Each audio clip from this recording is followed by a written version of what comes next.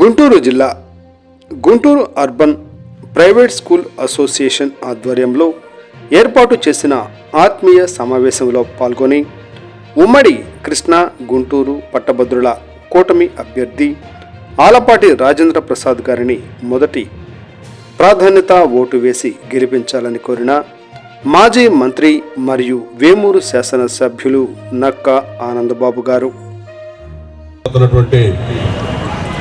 గుంటూరు కృష్ణా జిల్లాల పట్టభద్రుల ఎన్నికల్లో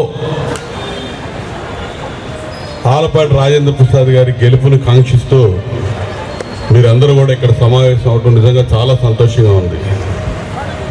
నేను ఇంత పెద్ద కార్యక్రమం మంచి కార్యక్రమం అని అనుకోవాలి, నాకు తెలియదు. యాక్చువల్గా రాజా గారు కలిసి నజీర్ గారు పెద్ద మీటింగ్ పెట్టారు. ఒకసారి నేను మాచర్లు వెళ్తున్నా, మీరు కూడా వెళ్ళండి అని చెప్పాడు అన్నమాట.